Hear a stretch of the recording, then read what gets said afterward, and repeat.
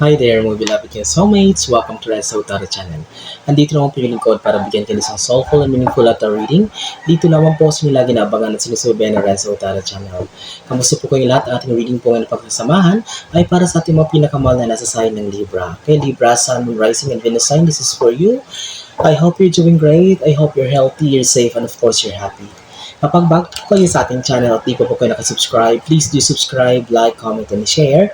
And if you're watching this sa ating TikTok account po, paki-follow na rin po Renzo Taro 444. And if you want to avail a private reading, dito lang po sa legit po na TikTok account po natin.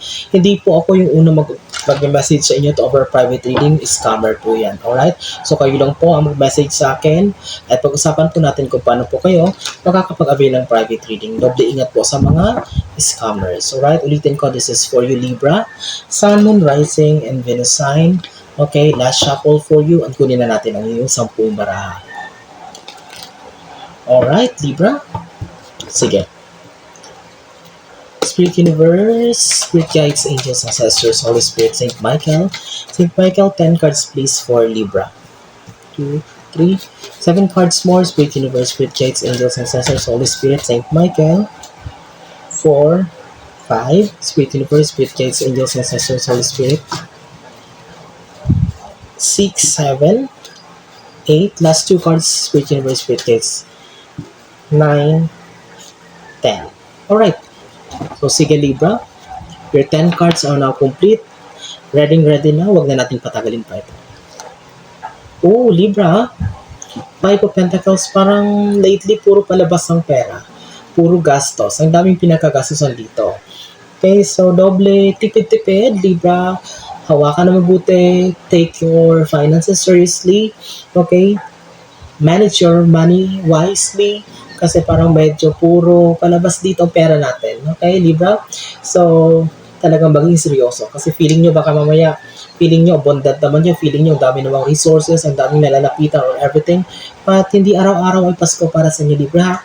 So, I can see here talaga ang daming pinakakagasusan, ang daming, puro palabas talaga ang pera na nakikita natin dito. Right?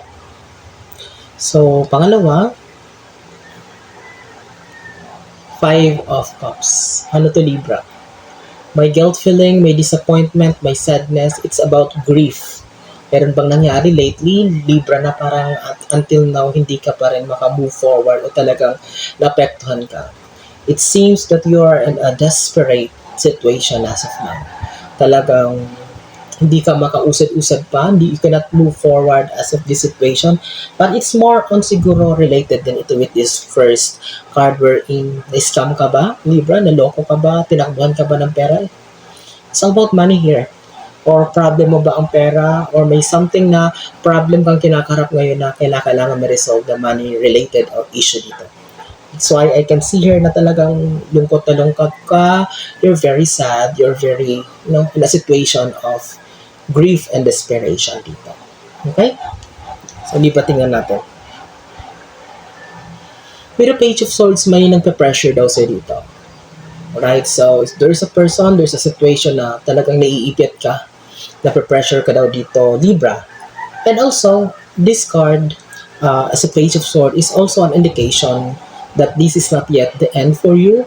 Hindi pa ito ang katapusan, hindi pa ito ang oras para sumuko ka, or to let your guards down. Okay, you need to still fight. I know mabigat ang nararamdaman mo, Libra. I know hindi ma-explain, hindi ma-ipaliwanag yung sitwasyon mo ngayon. But there's no point of giving up here as of the moment, Libra. With a Page of Swords, kaya pa itong ilaban. Kaya pa itong masolusyonan. Kaya pa itong malagpasan. Okay, believe me, Libra. Just a matter of faith and moving forward. Everything will settle or everything will be alright for you. Okay? Pangapat, Knight of Cups. May success pa, may victory, may solution pa rito. With the Knight of Cups here, imagine itong pinagdadaanan mo, Libra, is just a test. Para kayong nasa gitna ng battlefield because this is a Knight Sundalo. Nasa gitna kayo ng battlefield, matira matibay, survival of the fittest. Ganyan yung sitwasyon nyo dito, Libra. But at the end, bilang sundalo, bilang warrior, or isang mandirigma, you are going home, holding the trophy, holding the cup of victory and success. This is the reward. Ito yung kabayaran, ito yung bonus, the the compensation for all the hard work, for all the painful experiences that you've been through at pinagdadaan mo hanggang ngayon, Libra. I know, Libra, you are questioning na parang unfair ang lahat. Parang walang justice, you know? There's no point na parang puro ikaw lang yung naglalabas, puro ikaw lang nagbibigay.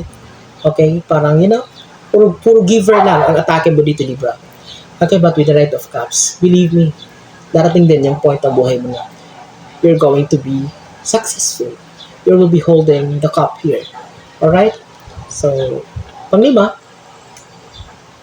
Queen of Pentacles. The cards are very clear here. You are very worried about your finances.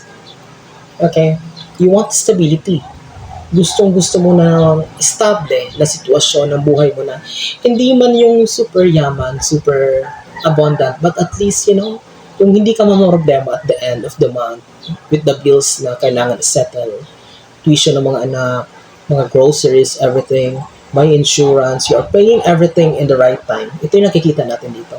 Hindi ka sanay, Libra, na parang nalilate sa mga money-related things. Okay? That's why as a Queen of Pentacles here, you are really worried. Always top of mind mo kahit hindi naman talaga totally big deal, kahit kaya namang gawa ng paraan o masolusyonan, pero nag-overthink ka agad dito. Right? So, Libra, before we proceed to our last 5 cards dito sa ating second row, kapag bago po kayo sa ating channel at nagustuhan nyo po o nakaresonate po kayo, please do subscribe, like, comment, and share. Again, if you're watching this sa ating TikTok account, paki-follow na rin po. Okay? And if you want to avail a private reading, mag-message lang po kayo directly. Hindi po ako ang mag-message sa inyo. Scammer po yan. Hindi ako nag-read through WhatsApp. It's only through Messenger, through video call, at sa akin manggagaling yung link ng Messenger na mag-meet tayo. Alright? Sige. Pang-anim, believe me, Libra, there is a big milestone that is worthy of celebration na darating para sa'yo. Sabi kasi, hindi lang ikaw, but the whole members of the family, the whole siblings, the whole community, the whole friendship, the organization, the community that you belong, will be so happy for you with this recovery. Matagal mong inantay ito. Matagal mong nilaban ito, Libra. And believe me, just a matter of perfect timing. The universe will be giving to you this thing, but do your best. Okay? Be consistent. Put your faith in the universe. Ito? Believe me, there will be massive transformation for you with the 10 of Cups here. There's a big celebration coming on your way. Okay? Pampito, Wheel of Fortune. Sabi ko dito, if you're in a grief situation, money-related, kung naloko ka man, na-scam ka man, tinakbuhan ka, inutangan ka, di ka na binayaran, at naapektuhan yung mental health mo dito, niloko ka, everything, marami na wala sa'yo, that's why you're very sad. Believe me, with the Wheel of Fortune here, doble, triple, quadruple pang ibabalik sa ito ng universe with the Wheel of Fortune here. This is good luck. This is blessings for you, Libra. Alright, so, I know, I respect you. Ang dali lang sabihin sa akin na tulungan mo sarili mo nag-move on kasi ang bigat ng mga nangyari dito lately sa Libra. But, kahit pa paano, think. Okay? Tingnan mo yung bright side. May konting liwanag pang sumisilip sa Libra. And with this Wheel of Fortune card, this is a real indication. This is a sign. The card, the universe is telling you with this Wheel of Fortune card na iikot din ang ruleta ng swerte para sa'yo. Hindi naman araw-araw nasa ilalim, Libra. Alright, so that's why you need to help yourself. Cheer up, Libra. It's not yet the end for you. Actually, there's more surprises na parating pa sa buhay mo dito with the Wheel of Fortune card. Okay? So, Libra. Pangwalo. Tower. Alright? So, ending, collapse of a certain situation that is not healthy for you anymore. Kung hindi mo kaya mag-move on, kung hindi mo magagawa, Libra, na makaalis dito or palayan ang sarili mo dito sa grief, sa sadness, sa guilt feeling na kinakarap mo, sa universe ang gagawa ng paraan, whether you like it or not. With the Tower card here, may mga sitwasyon na magtatapos sa'yo. Itutulak ka ng universe para makausad ka kasi hindi siya papayag na malugmo ka dyan. Ano? After the Tower card, after ending, here comes the Page of Swords. You need to fight for it. Okay? sa ilaban mo.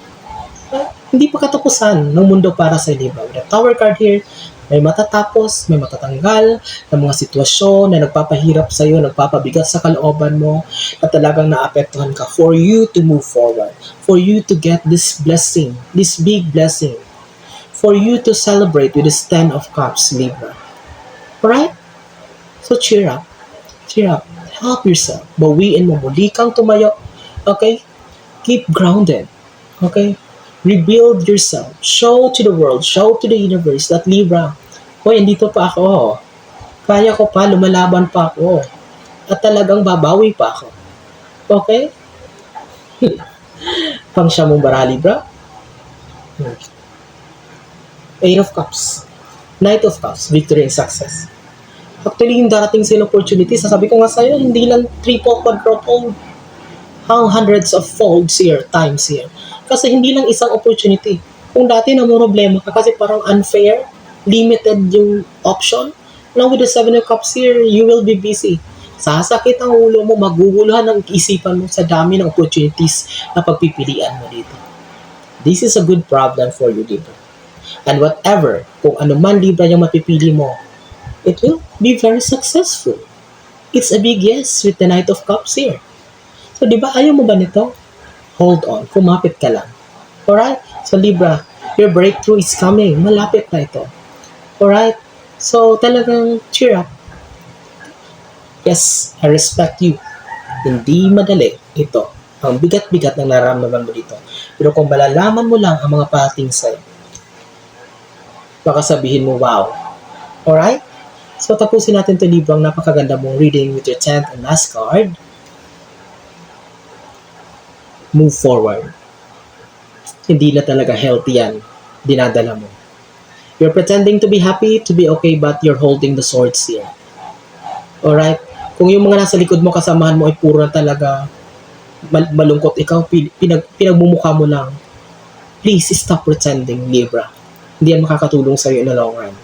Stop pretending, stop acting like you're not okay. I know, we know that you're not okay here. Alright? You're not okay because you're worried about finances. But Libra, sinasabi ko sa'yo, ikaw lang ang napapahirap sa buhay mo. Wheel of Fortune. Good news is waiting for you. There's a celebration here. There is a victory and success here. Alright?